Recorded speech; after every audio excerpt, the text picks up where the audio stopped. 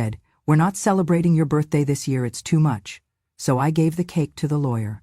It was baked with a $9.00 transfer clause inside. I step across the polished hardwood of my living room in Kansas, the aroma of buttercream still lingering in the air, clutching a bouquet of daisies and baby's breath I picked this morning. My knitting needle lies still on the sideboard, abandoned. I've tied my mother's old wool cap over my thin hair, hoping Travis or Henry will glance at me, see me in more than just wrinkles. I set the cake on the center of the oak dining table, smoothing its frosting with hands that tremble not just from age, but from expectation. Henry stands by the curtains, arms crossed, looking out at the dusk rolling over our wheat fields. Olivia hovers behind his shoulder, wearing red lips and sharper eyes. Travis leans against the doorframe, pretending to check his phone. "Birthday? Seriously, Esther, you think your day matters anymore?" Henry's voice cuts into the room like winter wind. "We've paid too much in bills, in your wrinkles, your complaints." Olivia laughs quietly, loud enough that I can feel it in my chest. Travis's smile is sour. I want to answer. I want to make them understand. I placed seeds of hope in this table tonight. A lemon cake I baked with my own hands, daisies for the center, the wool cap mother spun decades ago. Small things, but mine. He turns toward me. "You're too much, too high maintenance, too dramatic." Olivia whispers something to Travis. I do not hear every word, but I hear ambition coated with mockery. Travis says, low, "She lives in photographs and patchwork, not the present."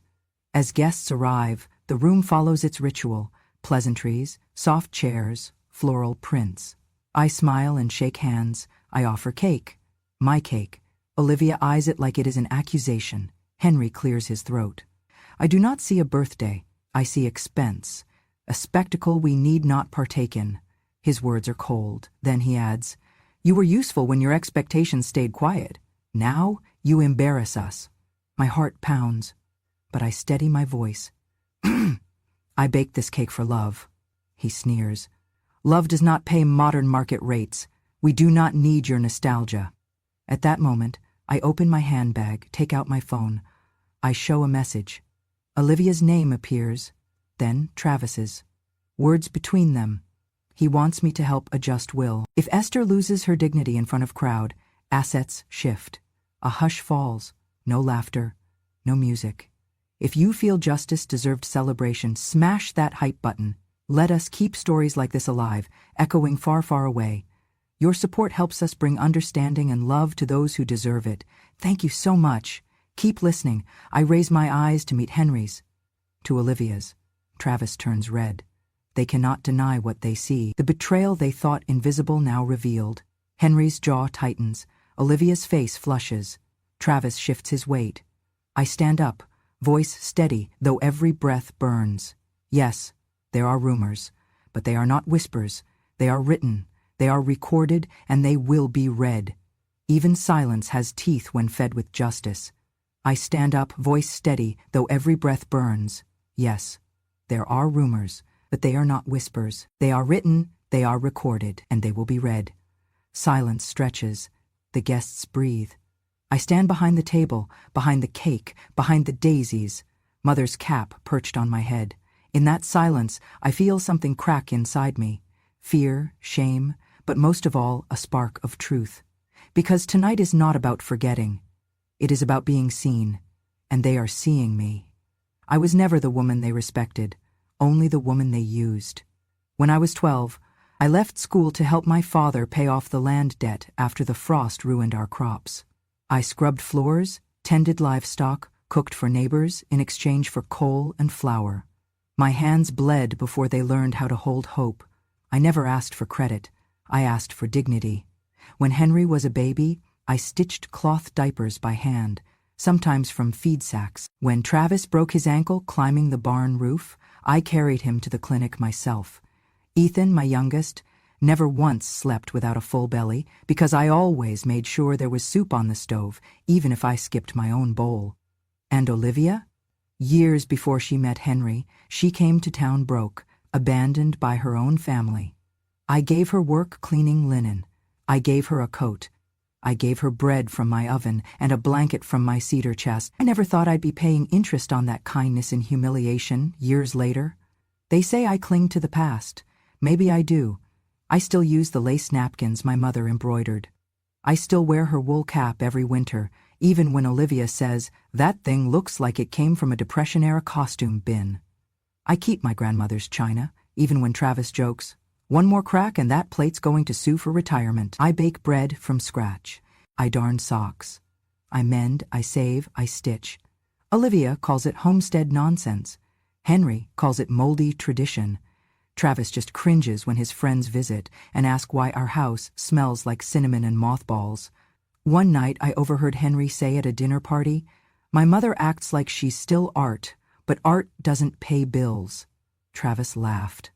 I was standing in the hallway, holding the pie I had just baked. I turned around, I put it back in the oven, and I cried. Not because of what they said, but because I had let it hurt me. But Ethan, he sees things. One night, Ethan showed me his phone. He had overheard Henry and Travis in the garage.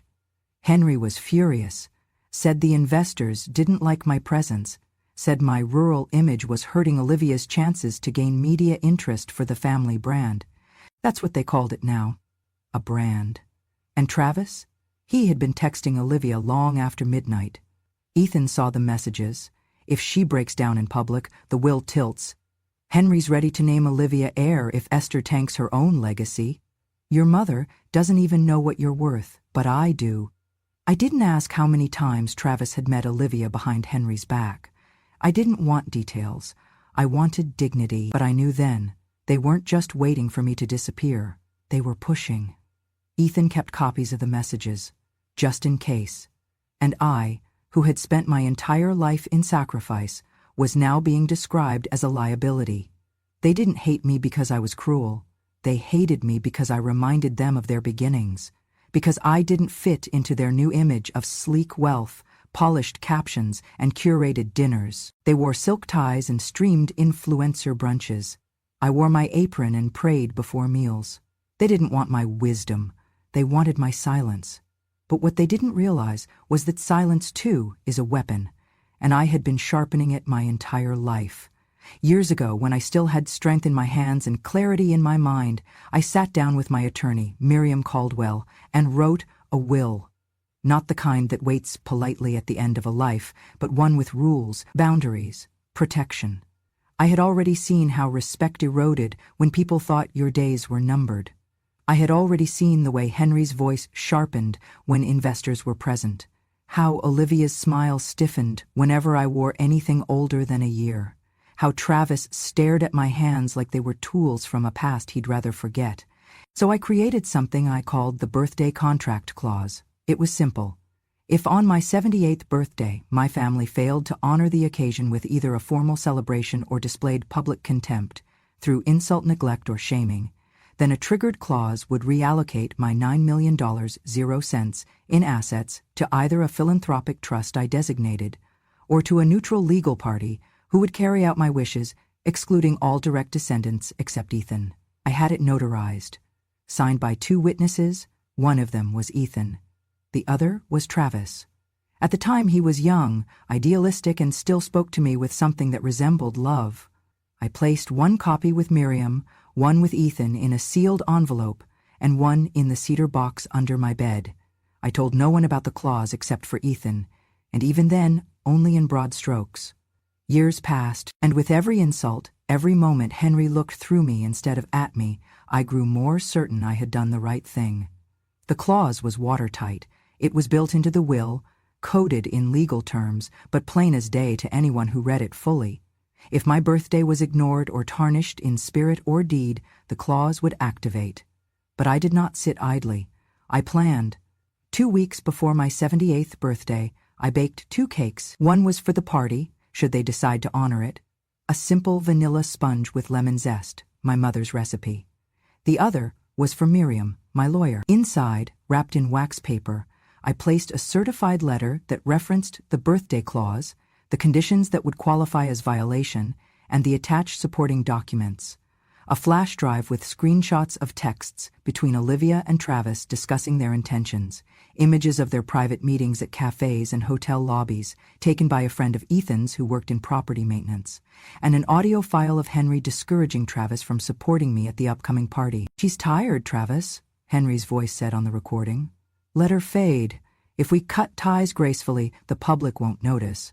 Besides, Olivia has the right look for the new campaign. We can't keep dragging the old matriarch into every headline." I sealed the cake box with ribbon, labeled it, "For safekeeping, do not open until May 14, and delivered it to Miriam personally. Miriam looked at me and said, "You're sure?" "I'm sure," I told her. "Either they remember who I am, or they remember what I've done." Back home, I continued to smile as if nothing had changed. Olivia walked through the kitchen, phone glued to her hand, laughing at memes while I kneaded dough. "You're not really expecting a party, are you?" she asked one day. 78 isn't a milestone." Travis had stopped looking me in the eye altogether. Henry said nothing at all, except once, when I asked if he had plans for the 14th. He scoffed. "Esther, at this point, keeping you fed and housed is enough. Be grateful we don't invoice you for heating." I made a note in my journal that night, dated it, photographed it, evidence if needed. What they didn't know was that Ethan had already prepared a backup folder with the entire digital trail, cloud copies, secure email dispatches, even a printed binder. He didn't do it out of revenge. He did it because he saw what they didn't, that silence could be a form of violence. Olivia grew bolder. She told Travis, "If she dies before the new deal is signed, you're next in line. Henry already said he's tired of dealing with her. We just need a nudge. One good misunderstanding." She underestimated me. They all did. They thought because I wore aprons and crocheted mittens that I didn't know the weight of a clause, that I didn't know how to prepare, that I hadn't spent my entire life learning how to protect what mattered, because no one ever did it for me. So I waited. I waited for my birthday, and the moment Henry uttered those words, "We're not celebrating your birthday this year. It's too much," the cake at Miriam's office became more than a dessert. It became an inheritance grenade, and I was more than a forgotten mother. I was the woman holding the pen when the story turned. The dining room gleamed under soft chandelier lights. Candles flickered. Gold edges of buttons on tablecloths caught glimmers of warmth. I watched guests take their seats, neighbors, distant cousins, old friends, eyes trained partly on the cake, partly on me. The cake sat in the center of the table, vanilla layers sponged with lemon frosting, daisies around the base. My mother's wool cap perched on my head, stitches still tight though my hair had thinned. I had arranged flowers in small vases, daisies, baby's breath, some lavender from my garden. The air smelled of sugar, wax, and old wood. Olivia drifted in, dress pressed, perfume sharp. She paused at the cake, nose wrinkling. She leaned toward Travis and said under her breath, just loud enough for me to hear, "Your mother still lives in a museum of the past." Travis laughed, a tight, fast laugh. I forced my lips into a smile, though the laughter felt like stones in my chest. Henry cleared his throat. He placed his glass on the table, faint clink against fine china. "Cake for Mother, but what are you really celebrating?" His voice was calm, but words carried shards. "Your expectations? Your vanity?" A murmur rippled through the table. I felt my heart beat in my throat. The cake's icing seemed heavy. Then Henry leaned forward, eyes narrowing. "They say rumors about you, Mother. You think people do not talk?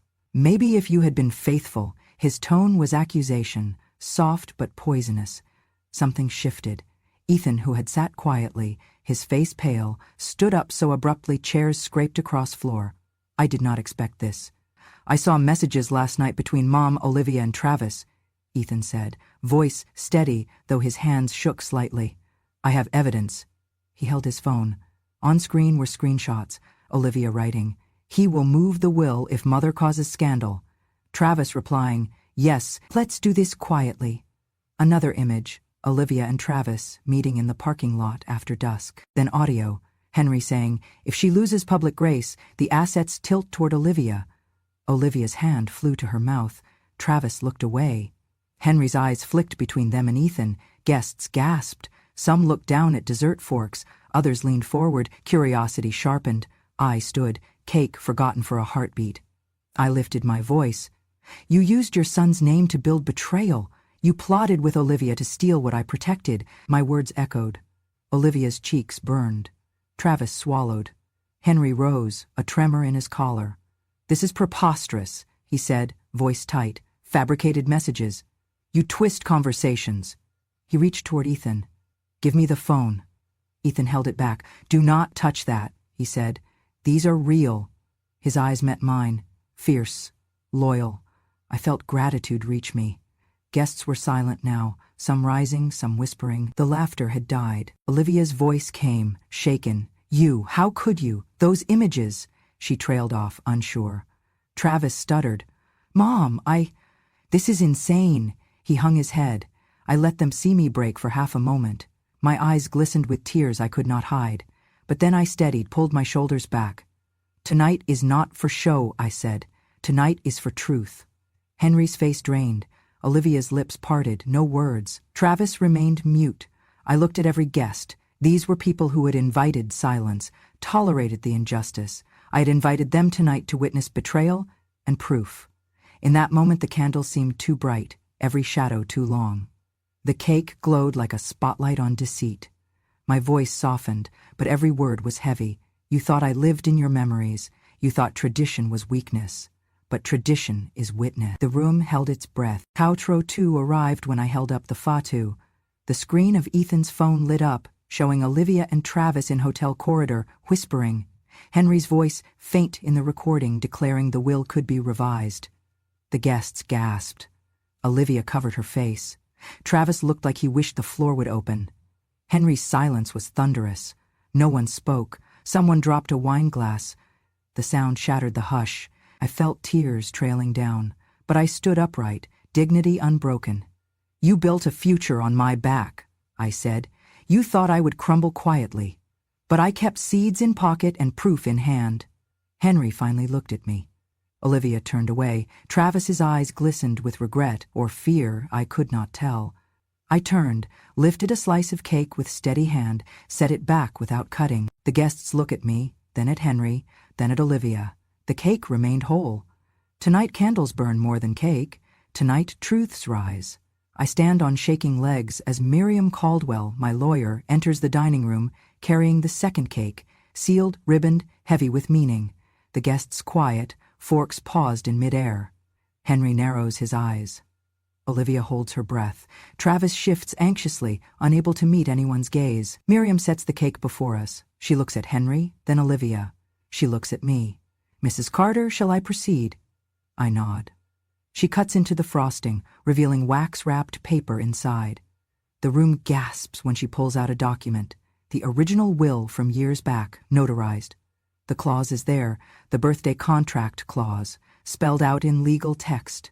The conditions, the signatures, Ethan's name, Travis's name, young but firm, on the witness line. Miriam holds up a certified copy from the county records. She holds up a sealed envelope Ethan kept.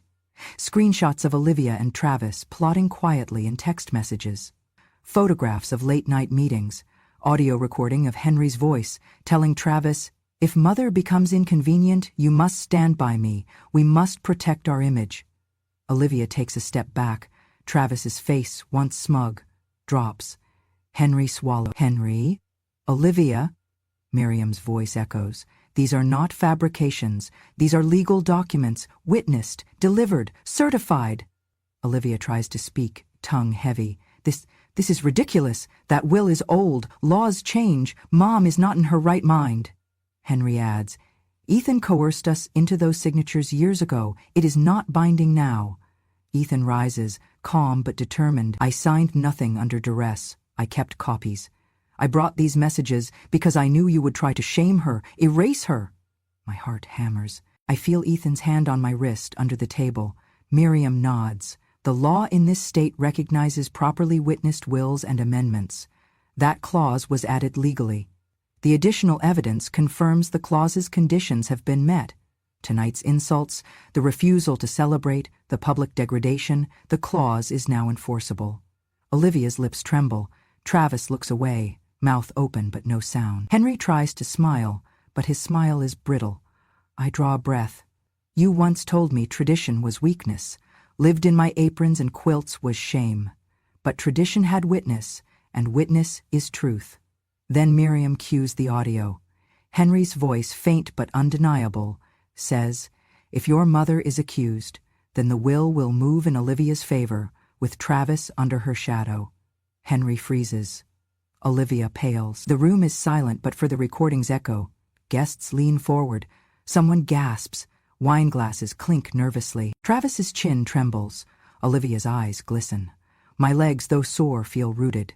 They tried to deny, to minimize, to slander, but now the evidence sits in their laps.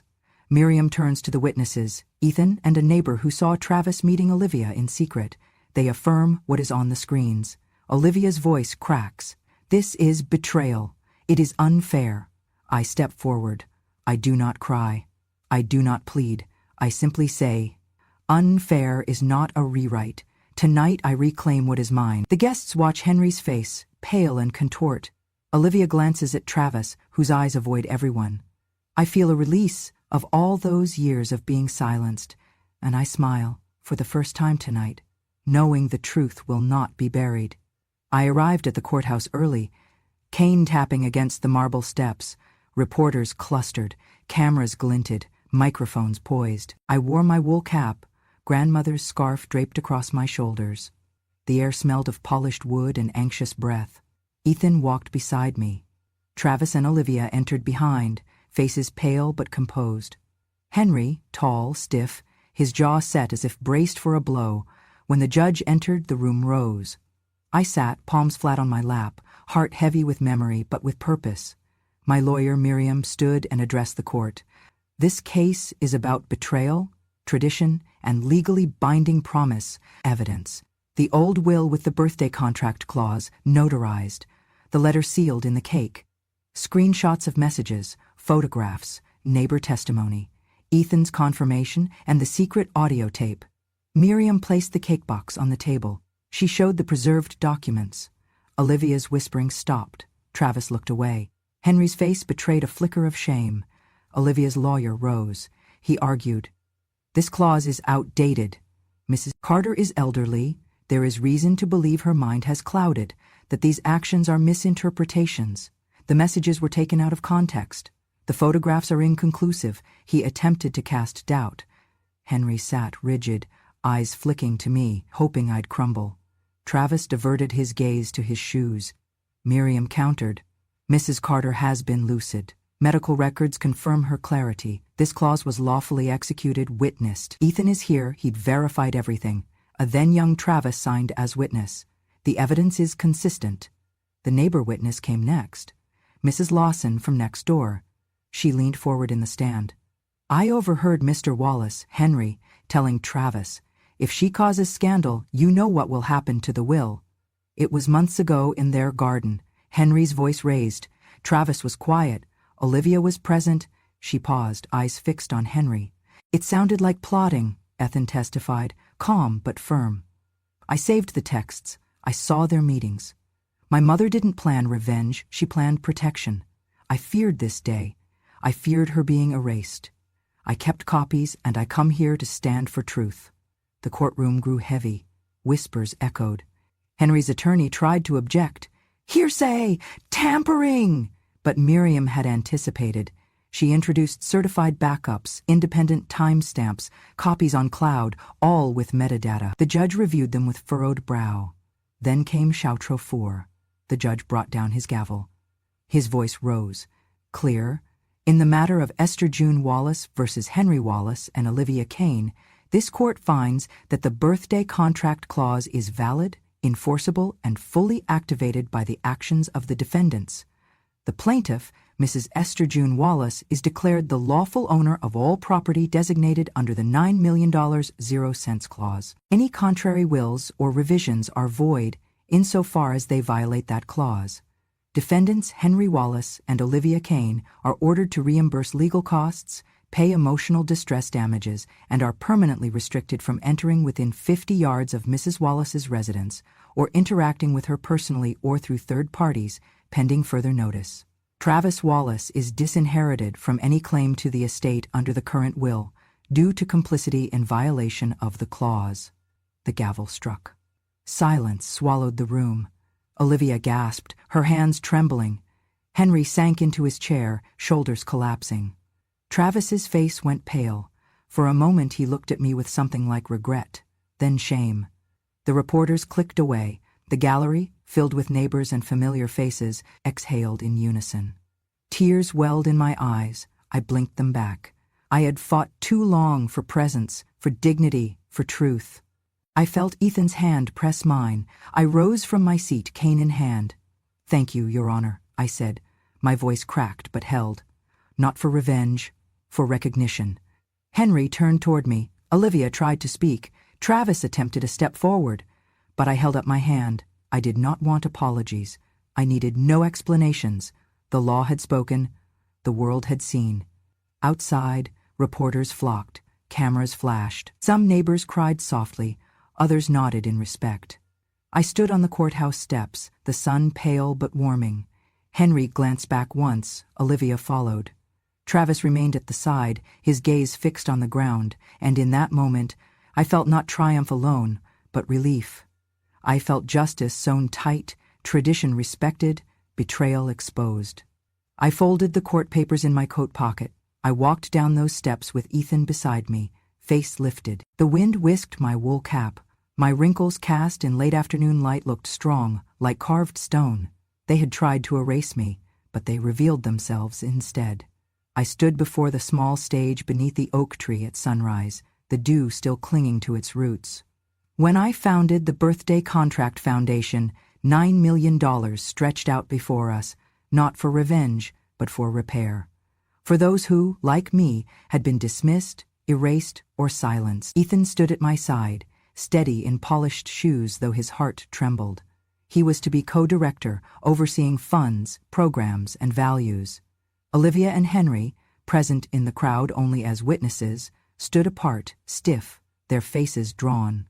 Travis hovered further back, uncertain whether to claim space or dissolve into air. I handed over the sewing machine that belonged to my mother, its petals worn smooth by decades of pressing fabric. I gave the wool cap, ragged but rich with memory. I carried out framed black and white photographs, my mother's hands stitching quilts, myself kneading dough under candlelight.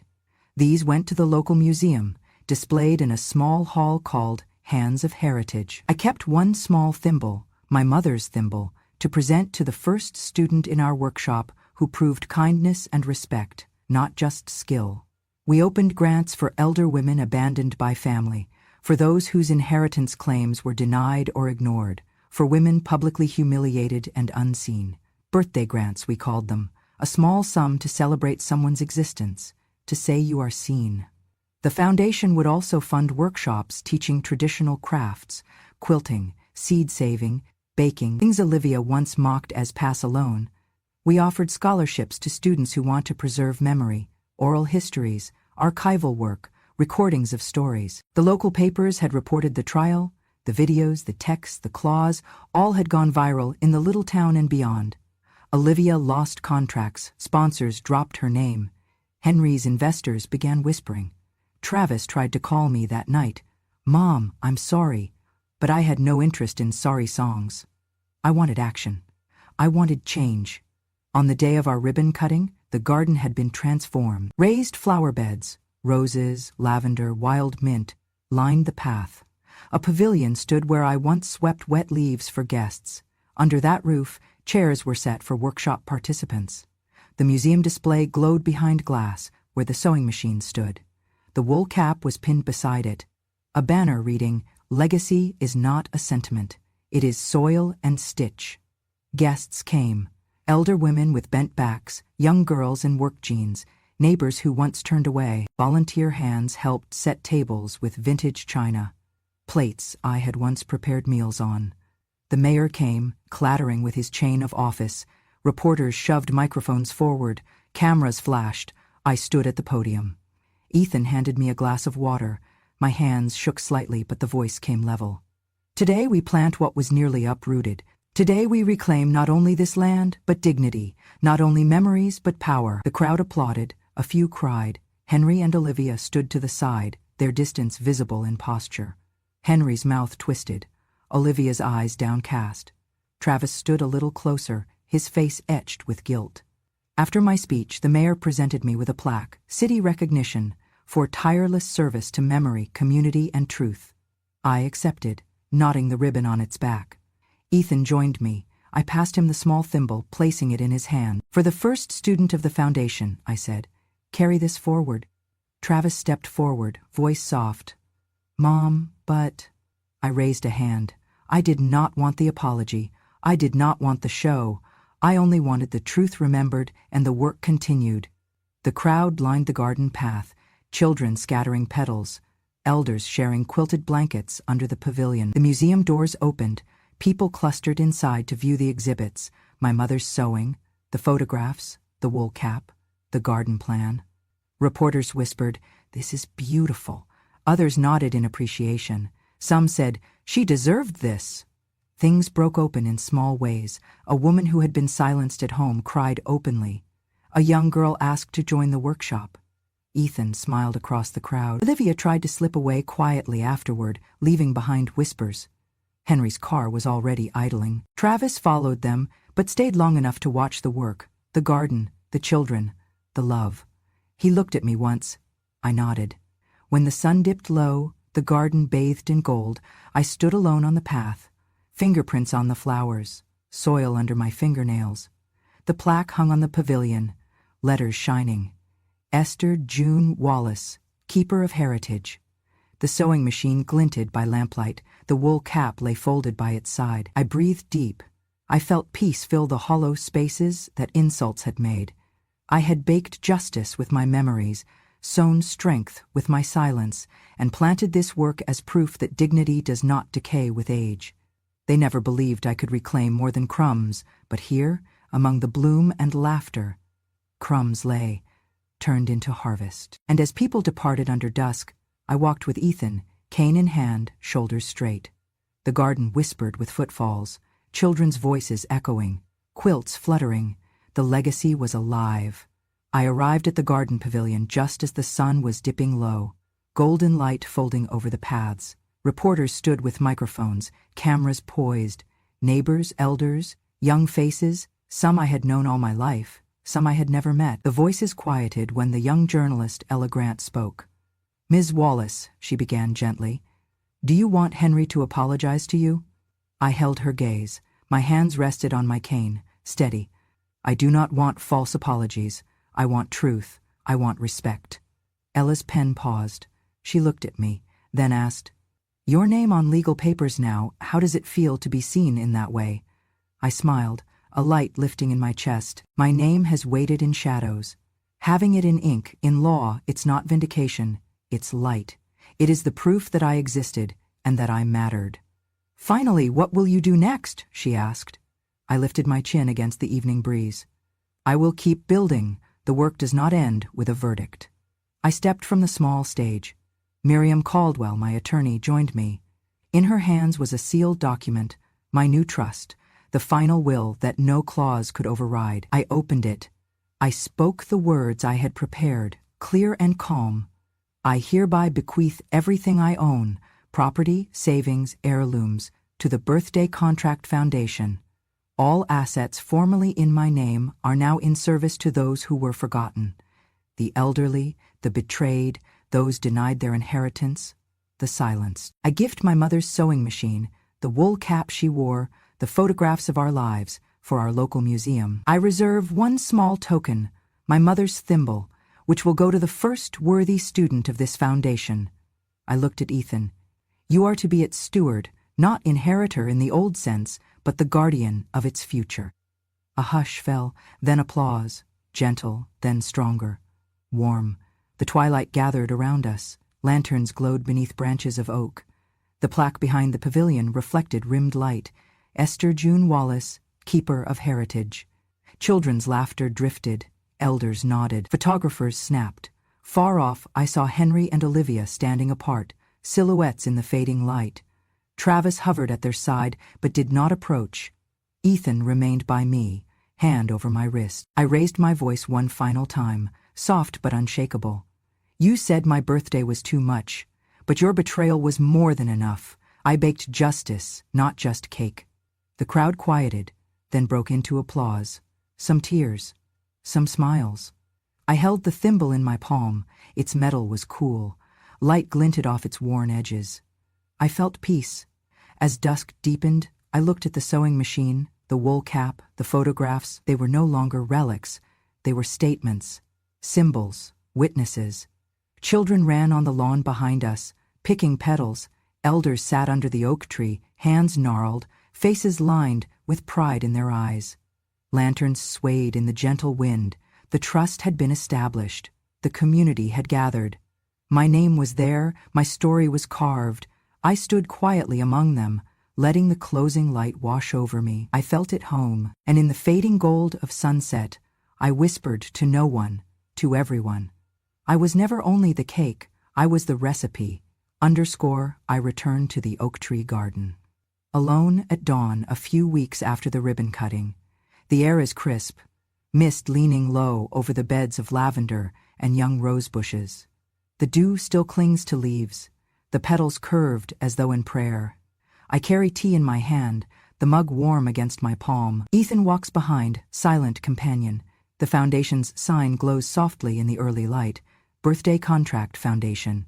Row by row I walk among the raised beds, fingers brushing petals. Memory and earth mingle. My mother's scent when she dried herbs, the stitch of quilt squares, the crackle of flour in the oven. All of it here, all of it ours. I kneel, pick up a dropped seed packet, wildflower mix donated by someone who saw the news, and scatter seeds near a bench under the oak. A young woman arrives, carrying tools, ready for class. She smiles, greeting me. "Miss Esther, I'm here for quilting today." And so the work continues. But there are things that cannot be seen by everyone, things that whisper after dusk. Olivia's name still appears in hushed gossip in town. Henry's business dealings are watched more closely. Travis avoids my gaze when he passes, but the hush among them is different now. Respect edged with the weight of truth. No grand apology has been offered, no false bows. I expect none of those. I have what I need: the land, the legacy, the community. Ella Grant, the young journalist, comes by. She brings with her the local newspaper, old copy in her bag, a photo of me standing before the plaque, statue-like in golden light. She asks, "Ms. Wallace, do you ever regret how loud this needed to be?" I trace rings in the soil, swirling around a rosebush. Loud? No. Necessary. Silence would have been betrayal. She nods. I see in her eyes the weight of witnessing. There is laughter in the garden now, children chasing butterflies among the daisies, elders swapping quilts, Ethan teaching seed saving. One afternoon a woman approaches me. She is old, stooped, tears in her eyes. She hands me a small wooden box. Inside, a quilt square with faded fabric, a piece of my mother's lace, one of the china cups I used long ago. "You gave me dignity," she whispers. I clutch the box, wordless, heart full. At twilight, the garden lights come on, soft lanterns along paths. I sit in the pavilion, my cane resting beside me, the thimble in one hand. Ethan sets a quilt across my lap. The sewing machine hums with new work. The smell of lavender, of earth, of sweat and joy mingles. The moths flicker at the lantern light. Henry's car passes on the road beyond the garden gate. He slows. He does not stop. Olivia's figure is at the window, silhouette stiff. Travis in the passenger seat glances out, but looks away. They drive on. I watch until their taillights fade. And I do not feel triumph over them. I feel quiet. Because what matters is not that they saw me fall. It is that I rose. Not that they admitted error. It is that I built something they cannot erase. Not that my name appears in law. It is that I stand in truth, in soil, in song of seed and stitch. There is a bench under the oak with my plaque. I rise and walk there, cane clicking against flagged stones. I stand before the sign, the oak shading me. I press fingers to the copper letters. Esther June Wallace, Keeper of Heritage. My throat tight, voice small but firm, I whisper. They said I was too old, too loud, too much, but I am neither. I am every stitch, every seed, every soul who needed to be seen. The sky washes gold, the clouds drifting slow. The children's voices drift across the garden path. The sewing classes end, quilts fold, laughter lingers. That night, I sit by the window in my small cottage next to the garden. The moonlight casts shadows of rose vines on the walls.